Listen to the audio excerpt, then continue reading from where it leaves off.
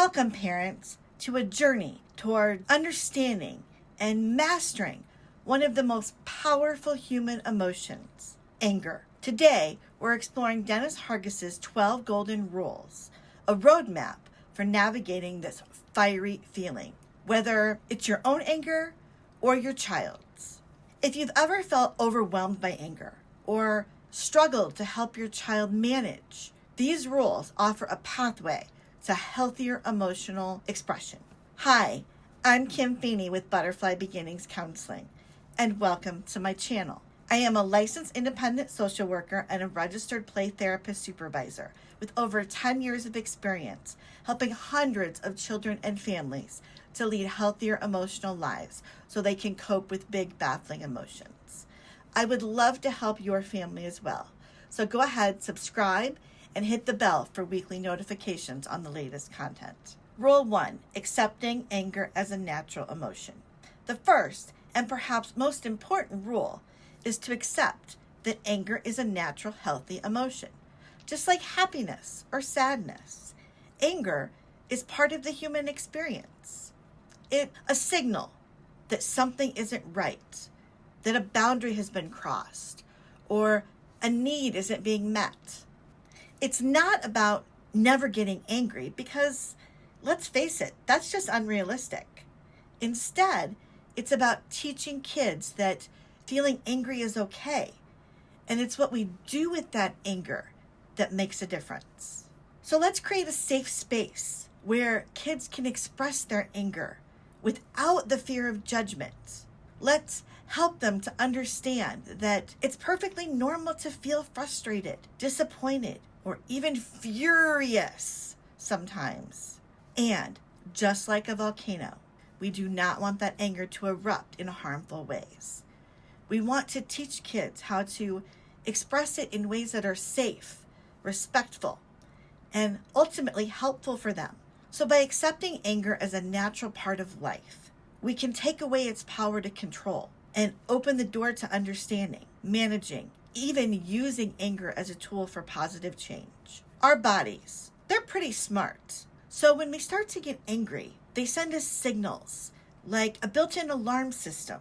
Think clenched fists, a racing heart, tense shoulders, even a flushed face. Some kids, they might feel hot. Others might get a stomach ache. These are all signs that anger is building up. And just like a teapot whistling on the stove, it's letting us know it's time to take action before we boil over. By helping kids recognize these signs early on, we give them a superpower, the power to pause. They can learn to say, whoa, I'm feeling angry. I need a break. Then they can find a calm down strategy that works well for them. Whether it's deep breathing, counting to 10, or even going for a quick walk. The key is to practice recognizing those signs when they're small, so the child can take action before the anger gets too big to handle. Remember, recognizing the signs of anger, it's like having a secret weapon in the battle for emotional control. So let's teach our kids to use it wisely. It's like a burst of energy. And that energy needs somewhere to go.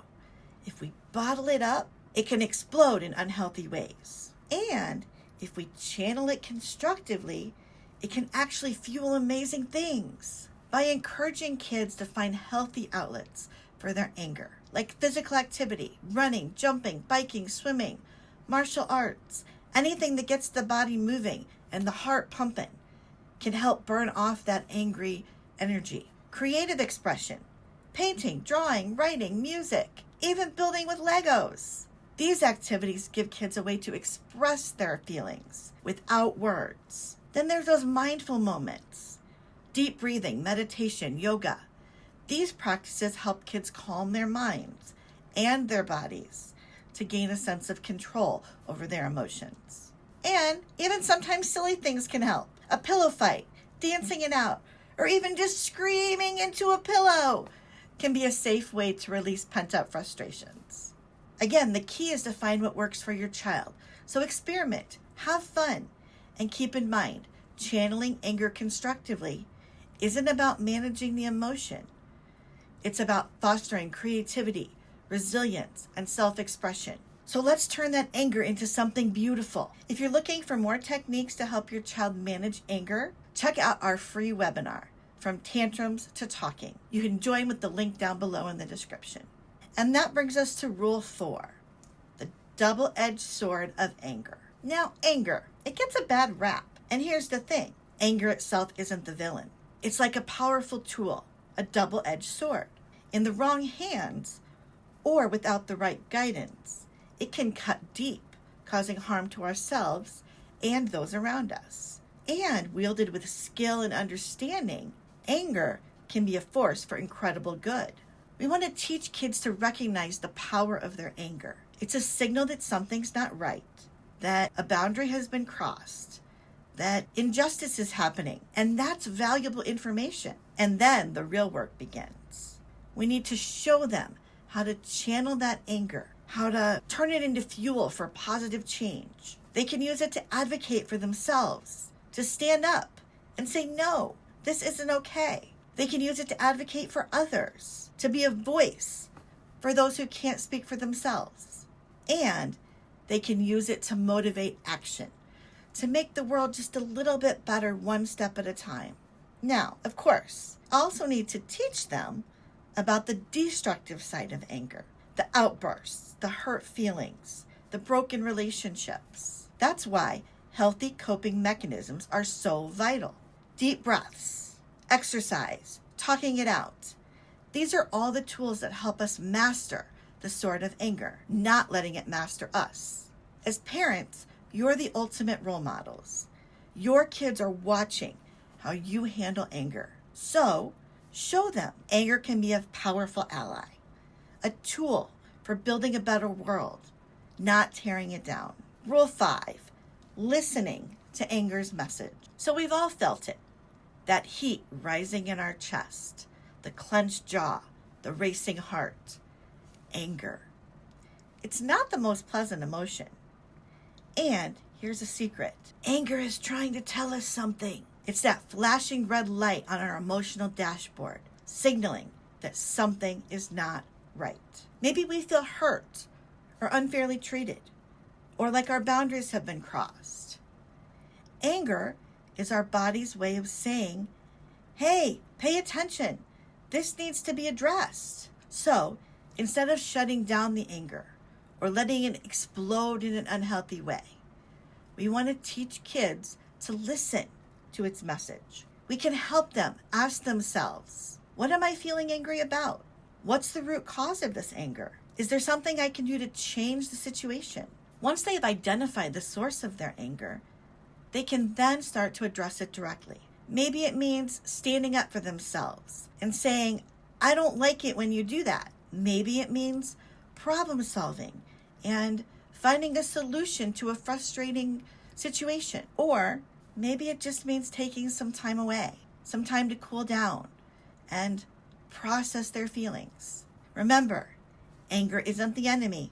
It's the messenger trying to guide us toward a healthier, happier life. So don't shoot the messenger. Teaching our kids to listen to their anger, we're empowering them to become self-aware, assertive individuals who are able to navigate life's challenges with confidence and grace. Rule 6, choosing our responses.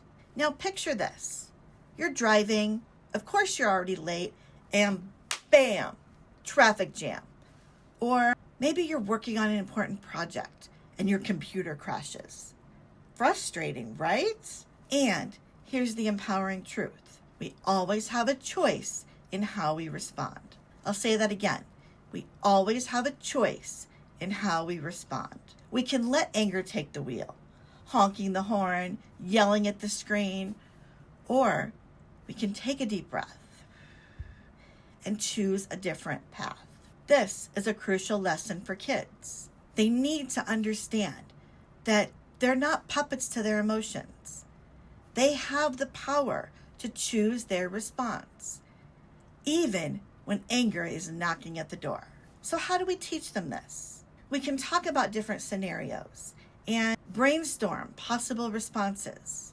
We can role play, acting out how to handle frustrating situations in a calm and thoughtful manner. And most importantly, we can model this behavior ourselves.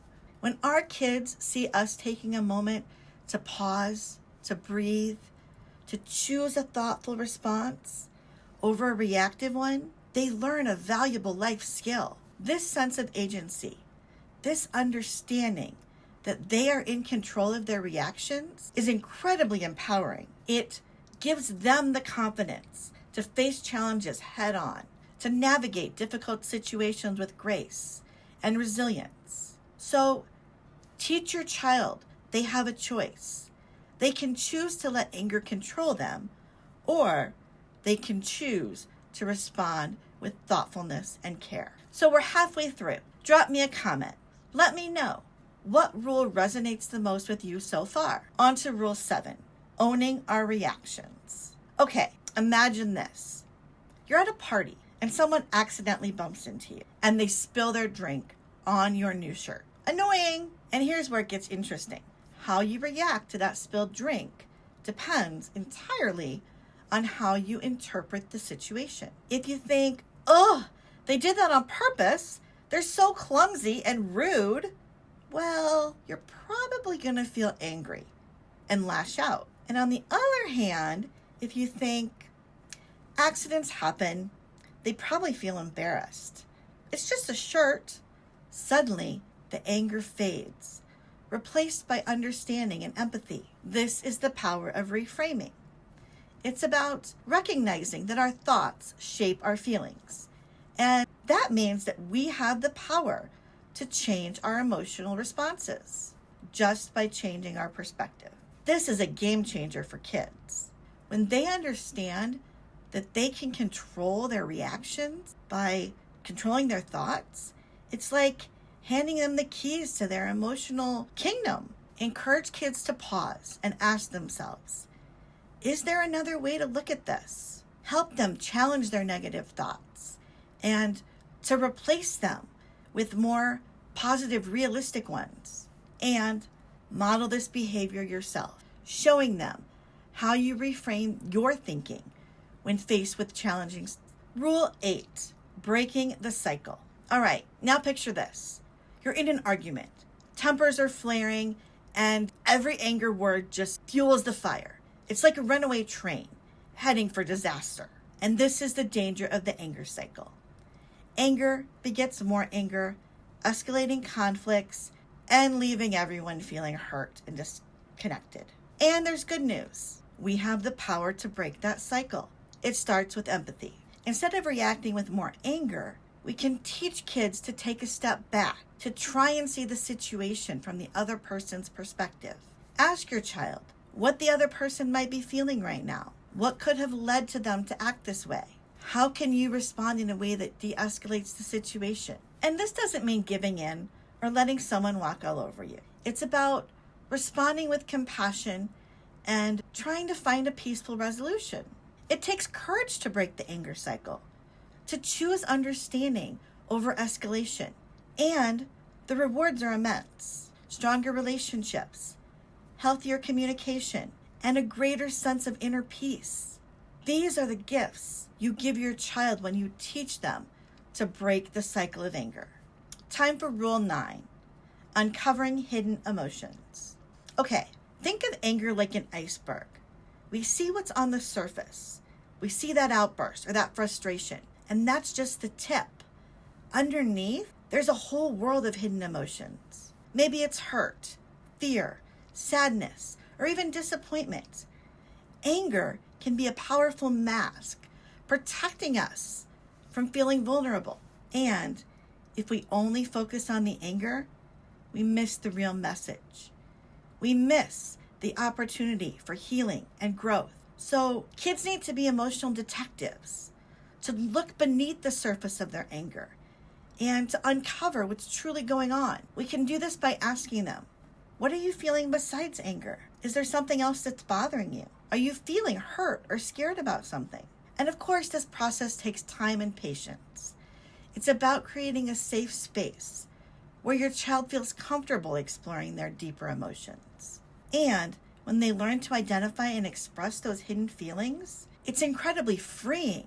It allows them to process their emotions in a healthy way, to heal, to move forward. So let's teach kids to live with greater emotional intelligence and authenticity. Rule 10, addressing the root cause. Imagine you're trying to weed a garden and you only focus on the leaves poking out of the ground. You might pull a few weeds, but the roots remain, and soon those pesky weeds are back. Anger is a bit like that weed. The outburst we see is just the surface. To truly address it, we got to dig deeper. We got to uncover the root cause. And often those roots are feelings of hurt, loss, fear, unmet needs. Maybe your child is angry because they feel left out, or they're grieving a loss, or they're anxious about an upcoming test. Helping them identify and address those root causes helps them to manage their anger and helps them to heal and grow. Encourage them to talk about their feelings openly and honestly. Ask them gentle questions to help them uncover what's truly bothering them underneath, and offer support and guidance as they work through those feelings. This process can be challenging and incredibly rewarding. They develop greater emotional resilience, self-awareness, and the ability to navigate life's challenges with confidence. Rule 11, managing expectations. It's your birthday. You're super excited and you rip open a present only to find socks. Not exactly the video game you were hoping for. Disappointment. It stings. And unmet expectations are a major fuel for anger. And of course, we all have expectations, big and small. And when those expectations aren't met, it's easy to feel frustrated, let down, even angry. We can teach our kids to manage their expectations, to build in some flexibility and acceptance. This doesn't mean giving up on their dreams.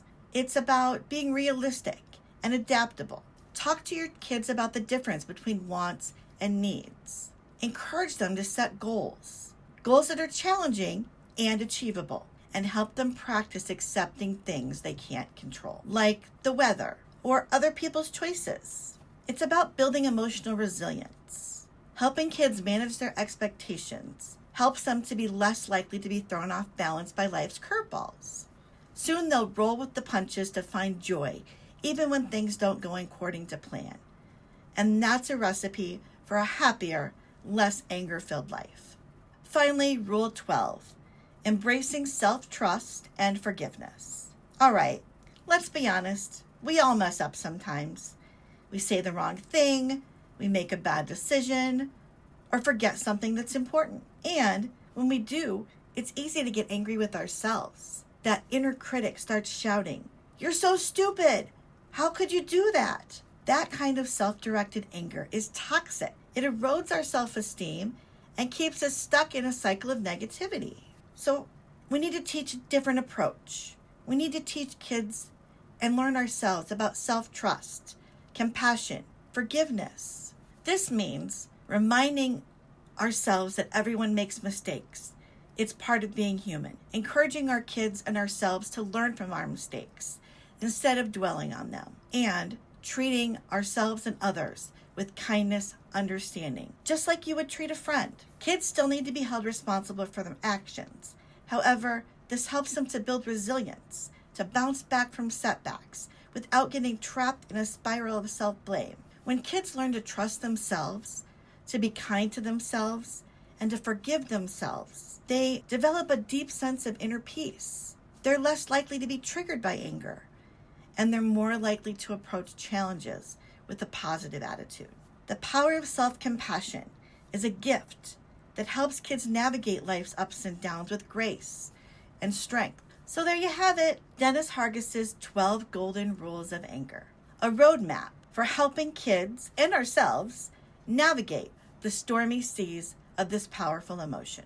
By weaving these rules into your parenting, you're not just teaching anger management, you're equipping your child with skills that will serve them for a lifetime. You're helping them build emotional intelligence, resilience, and the ability to navigate conflict with grace. And this journey isn't about eliminating anger completely. It's about transforming it. It's about teaching the ability to harness anger's energy for positive change while avoiding its destructive potential. And it's a journey we take together with our children. There will be bumps along the way, moments of frustration, and of course setbacks. However, with patience and understanding and a whole lot of love, you can create a world where anger is met not with fear, instead with compassion and the opportunity for growth. Anger, like all emotions, is a part of life. And with the right tools, we and our children can master anger. If you like this video, you may like my video on temperament, now showing on your screen. Don't forget to like, subscribe, and share with a friend. Until next time, wherever you are in your day, hug your child and make it a great one.